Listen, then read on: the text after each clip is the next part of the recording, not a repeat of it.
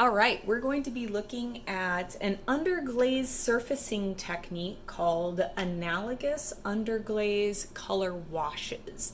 Um, so for this process, you will be working on bisqueware. You'll be working on bisqueware, and I have a bisque cup here where I actually have started the first layer of this process. I actually ran out of storage space when I was shooting it. So this is bisque fired, and I try to handle it very carefully. You want to make sure that you don't have any oils or hand creams on, because that can actually stain your bisque and cause your surfacing materials to resist. Other than that, the reason you're working on bisqueware is because it's more porous than greenware and also stronger and more stable. It won't dissolve under the amount of water that we're going to be using, and it's easier to build up lots of watery layers of color material. Okay, so to get started, I need to have some underglazes. And for my analogous colors, I'm going to be looking at violet, red violet, and blue violet. Now, as an added bonus, I'm going to just provide a little bit of information on color mixing and color theory. So I'm going to make my violet. I'm just using yogurt lids here. You can use palettes, aluminum foil, plastic wrap, whatever you'd like to. So I have a red underglaze and a blue underglaze. And whenever you're mixing colors together, what you need to first identify is between the two colors, which of the two colors has the stronger pigmentation. That means that you will be using significantly less of that color because it has the potential to overpower the weaker. So in this case, the stronger pigmentation belongs to the dark blue, and the red is the weaker color. So I'm going to use red as my base. And I'll just scoop this up with my brush and apply it to a blank section on my palette, or onto a third palette. And for this process, you don't need a lot of material. This is a really good start because we're actually going to be watering it down. So now that I have my weaker color as a base, I'm going to take just a touch of my stronger color. Another thing that you might notice is that my underglaze is kind of lumpy because it was dried out. That's a cool thing about underglaze is you can take dried out chunks and you can just put a couple of drops of water, let it sit, and it becomes reconstituted and you can use it again. So now I have just a little bit of the blue color and I'm going to mix it into my red. And I'm just going to repeat this as many times as I think I need to achieve the particular hue that I'm looking for. Now, I actually did start out with a true violet in my cut that got deleted because I ran out of storage space. So I'm going to go for a little bit more of a red violet this time around. Okay, so I've achieved a nice red violet. Yes, I don't have very much, but I don't need very much because the next thing that I'm going to do is actually water it down. I can pick up the water with my brush, or if I'm really careful, I can add it directly from the container. And so you're going to water it down roughly 50%. So you want about the same amount of water as underglaze. So that is a good place for me to start. As I said before in my previous file that got deleted, I actually did one layer of a true violet, and you can see what we're doing here is just building up really thin, watery layers of color. Some of them are more thick than others, but it's going to provide like almost a shimmering effect with a lot of depth. So now I'm going to start with my second coat. And I will allow it to overlap in some areas and not in others, just to give it some more visual variety. Now, if you were using underglaze directly from the bottle or in those other palettes, how it has not been watered down, you would typically need to be applying 3 solid coats to make sure that you have full, not streaky coverage.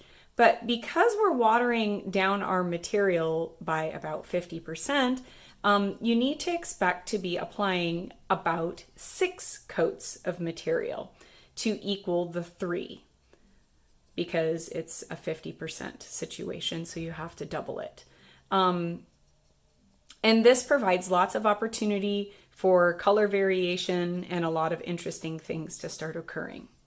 You can see how quickly the material dries, and that's one of the great benefits of working on bisque, besides it being much more stable and it doesn't break as easy and it can't melt underneath the moisture. Now I can see some brush strokes here, so I can actually take a little bit of clean water and I can go back and I can brush them to blend them, and you can see it kind of lifts the color in areas. I can do that or I cannot, but you can start getting a little bit more controlled movement on the object as well. Now you'll also see I ran out of underglaze before I got to finish. That's not a problem because I still have 4 more coats of material to apply. So I'm going to continue forward, and now I can do perhaps a more true violet once again, or a more blue violet, just to create some variation. You also don't need to cover the entire 75% area with the entire color. You can have it transition like an ombre or a gradient effect. Whatever it is that you're looking for, you can control it as much or as little as you would like. This is a really nice base before doing detail work or other kinds of accents. So I'm gonna let this dry while I mix my next color.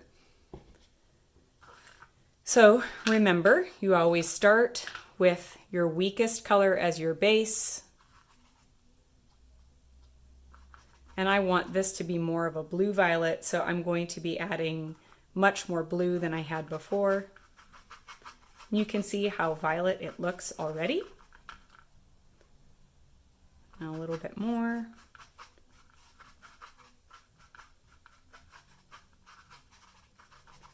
And I'll pick up a little bit of water and see how that looks. Yeah, that works.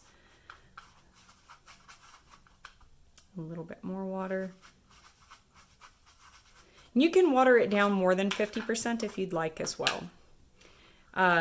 Typically, the more of the strong based color that you have, the more you should water it down. Otherwise, it's going to make a really bold mark that might overpower others. And so this is my 3rd coat. And it's okay to have some of the color of the clay body starting to play a more major role in your work as well. The color of your clay body will directly impact the resulting washes. And so just like you would in watercolor, consider the color of the clay to be an aspect that you can manipulate.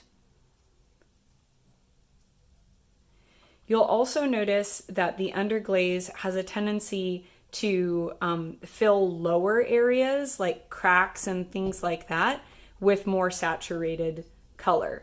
This is going to be something that we will be taking advantage of later after we bisque fire this base on.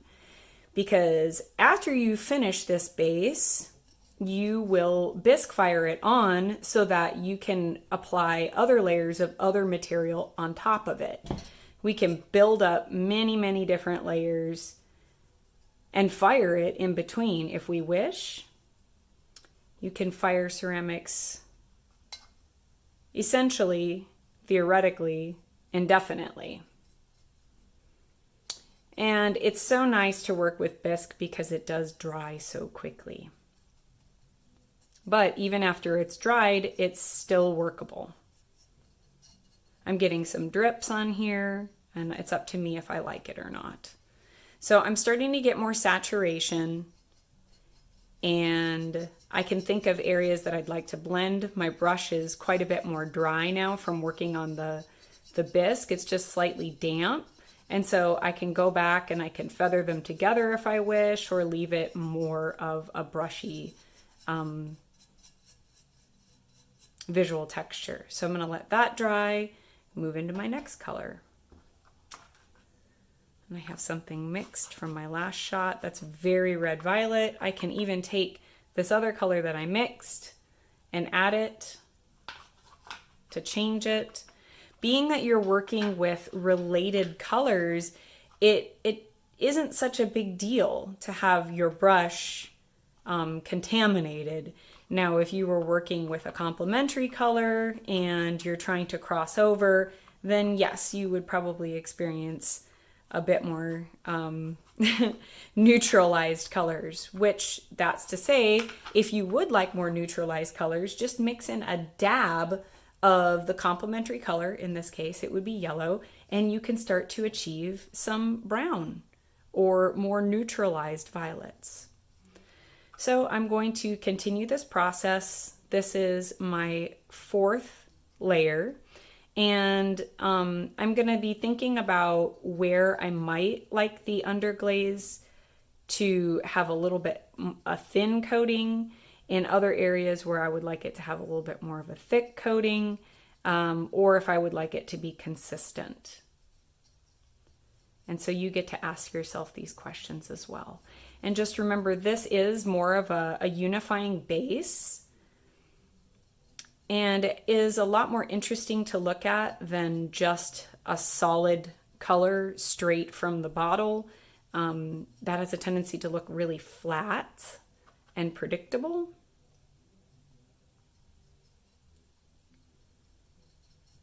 Now, if you accidentally get the material in an area that you don't want, for example, how I have that going on down there, you do need to be prepared that if it's a more saturated version of your underglaze, meaning it's not as watered down, it might stain the bisque, and so you may have to deal with that. But in many cases, the glazes that you choose will have absolutely no trouble covering up the mistaken placement of underglaze. But if your chosen glazes have any level of translucency, you'll be able to see the underglaze through it. But if it's an opaque glaze, it will cover it completely. But if you have an area that you do not want, you can take a completely clean paintbrush. So I just rinsed this out, and I left it loaded with water, and you can scrub the material off. And then when it dries, it will be gone. So that's something important to remember. You'll also note that the water has a tendency to follow textural lines. And so when I apply this material close to this line where the two sections come together, the water will just trace that line, and it'll make it more saturated and opaque in those areas. So this is just an introduction to using underglazes as analogous color washes. I still have 2 more coats left to do, but you should have some fun exploring this technique. It's really versatile, and there are a lot of options for some great results. And some final results, going back and touching up areas. And I can still go back if I'd like to, add more, blend more, use water, whatever it is that you'd like to do to achieve the result that you would like. But you can see the results are very dynamic. Do realize though that when the work is fired, some of the colors do have a tendency to burn out just a little bit. So even if you think you have full coverage, if you don't have a minimum of 6 layers, it may end up looking very streaky. Now, if that is the case, because we're going to re-bisque fire these, it's okay. You can go back and you can apply more material, but you'll have to bisque fire it once again. So Have fun and enjoy this really versatile technique.